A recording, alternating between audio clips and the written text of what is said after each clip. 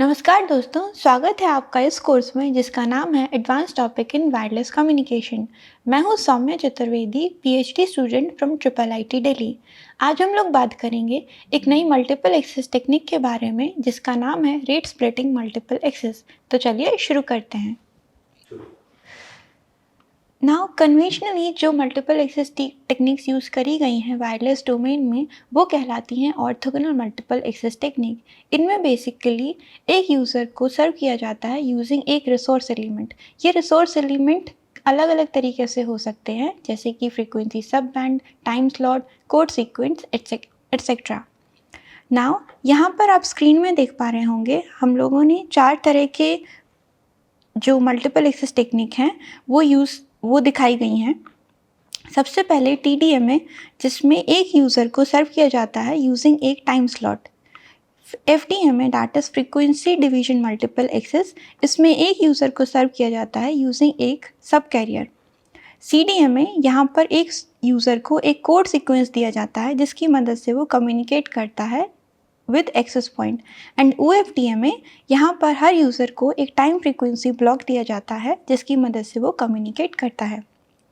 Now अगर आप देखें जो फ्यूचर एप्लीकेशंस हैं जैसे कि smart cities, autonomous vehicle, factories of the future, यहाँ पर बेसिकली ये डिमांड है कि ज़्यादा से ज़्यादा डिवाइसेस एक दूसरे के साथ कनेक्टेड हों।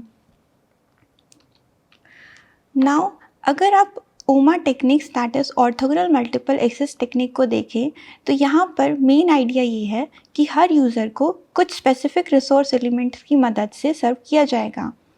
अब चूँकि हम चाहते हैं कि ज़्यादा से ज़्यादा डिवाइसेस कनेक्ट हो लेकिन हमारे पास रिसोर्सेज लिमिटेड हैं, तो एक जो नया आइडिया है वो है कि non orthogonal multiple access technique that is NOMA. इसमें ये आइडिया है बेसिकली कि हम लोग एक से ज़्यादा यूज़र्स को सर्व करेंगे using the same resource element.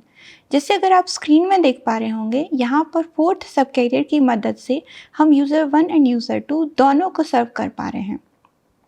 अब इस तरह के शेयरिंग ऑफ रिसोर्सेज की मदद से हम ज़्यादा यूज़र्स को सर्व तो कर पा रहे हैं, बट इसमें एक बड़ा चैलेंज जो देखने को मिलता है वो है इंटरफेरेंस अमंग द यूज़र्स। अब इस तरह के इंटरफेरेंस को किस तरह से डील किया जा सकता है? इसके 3 तरीके हैं। सबसे पहला तरीका है कि आप इंटरफेरेंस को एज अ नॉइस कंसीडर करें। दूसरा तरीका है कि आप इंटरफेरेंस को फुली डिकोड करें। ये दोनों ही एक्सट्रीम अप्रोचेस कहलाती हैं।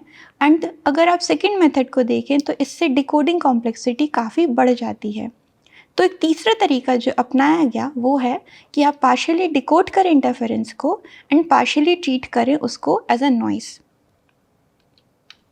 यहीं पर हमारा जो नया मल्टीपल एक्सेस टेक्निक है उसका आइडिया आता है रेट स्प्लिटिंग मल्टीपल एक्सेस। तो सबसे पहले हम लोग शुरुआत करते हैं कि ये किस तरह से काम करता है जब हमारे पास 2 यूज़र्स का सिनेरियो बनता है।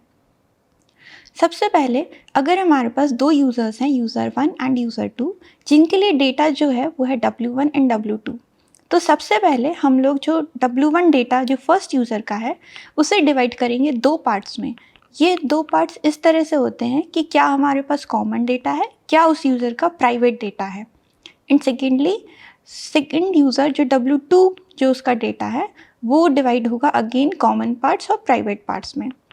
इन डेटा जो W1 एंड W2 1 2, ये जो कॉमन डेटा है जो फर्स्ट यूज़र का, इसे इनकोड किया जाएगा साथ में एंड हमारे पास एक कॉमन स्ट्रीम जनरेट होती है S12। Now similarly W1 1 and W2 2 जो कि प्राइवेट डेटा है फर्स्ट और सेकेंड डेटा यूज़र्स के, इनको इनकोड किया जाएगा in form of S1 and S2। Now जो फाइनल डेटा जो ट्रांसमिट होगा 2 यूज़र्स का वो होगा x is equal to PS। P है हमारे पास प्रिकोडर मैट्रिक्स एंड ये कॉम्बिनेशन होगा कॉमन डेटा का एंड प्राइवेट डेटा का। नेक्स्ट अब हम लोग देखते हैं कि जब मल्टीपल यूज़र्स होते हैं तब ये किस तरह से काम करता है। सबसे पहले अगर आप यहाँ देखें तो यहाँ हमारे पास k यूज़र्स हैं जिनको अपना डेटा भेजना है, तो सबका अपना अपना डेटा होगा W1 WK to W capital K।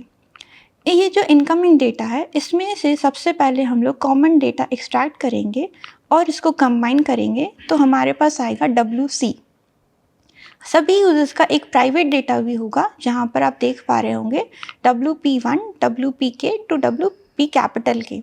इनको इनकोड किया जाएगा और हमारे पास आएगी स्ट्रीम एक कॉमन और सभी यूजर्स की एक एक स्पेसिफिक प्राइवेट स्ट्रीम।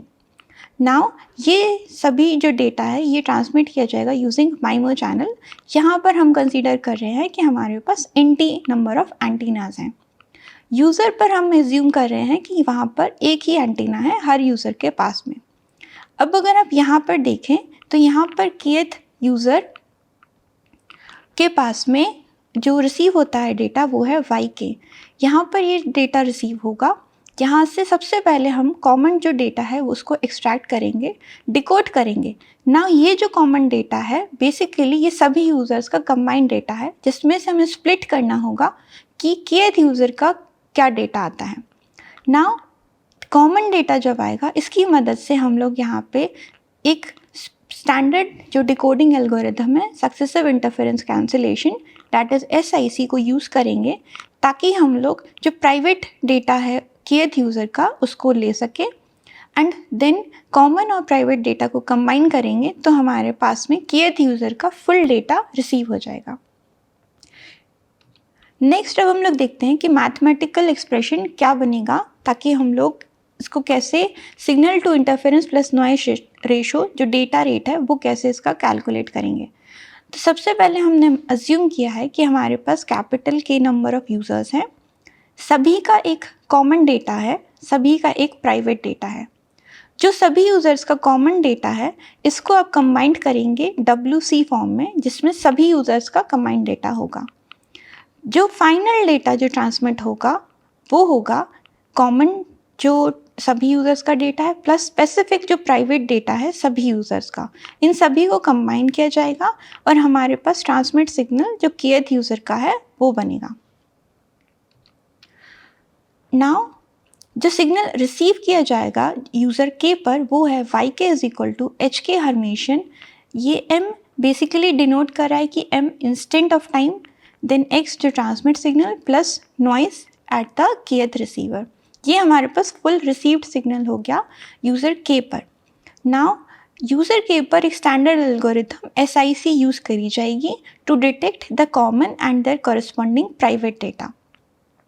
नाउ जो कॉमन स्ट्रीम का जो रिसीव किया गया है यूज़र K पर वो हमारे पास signal to noise ratio SINR जो रिसीव होगा वो है डिज़ायर्ड जो हमारे पास रिसीव सिग्नल स्ट्रेंथ जो यूज़र K की है कॉमन डेटा की अपॉन जो इंटरफेरेंस जो प्राइवेट डेटा से मिल रहा है वो प्लस नॉइस। नेक्स्ट हमारे पास में सभी का एक कॉमन डेटा रिसीव हो जाता है, उससे हम एक्सट्रैक्ट करेंगे CK जो कि कॉमन डेटा है kth यूज़र का। नेक्स्ट हम लोग सभी जो एक्सट्रैक्ट हो गया WC इससे बेसिकली ओवरऑल डेटा से इस WC को सब्ट्रैक्ट करेंगे ताकि हमारे पास प्राइवेट जो मैसेज है WPK ऑफ kth यूज़र ये रिसीव हो जाएगा। नाउ SINR जो हम लोग ने कैलकुलेट यहाँ होगा वो है gamma K is equal to receive signal strength जो प्राइवेट डेटा की है अपॉन जो इंटरफेरेंस जो बाकी यूज़र्स की मदद से हो रहा है वो प्लस नॉइस तो गामा K। ना टोटल जो रेट होगा हमारे पास वो होगा कॉमन डेटा की मदद से प्लस प्राइवेट डेटा की मदद से। तो इस तरह से हम लोग टोटल अपना डेटा रेट कैलकुलेट कर सकते हैं फॉर kth यूज़र।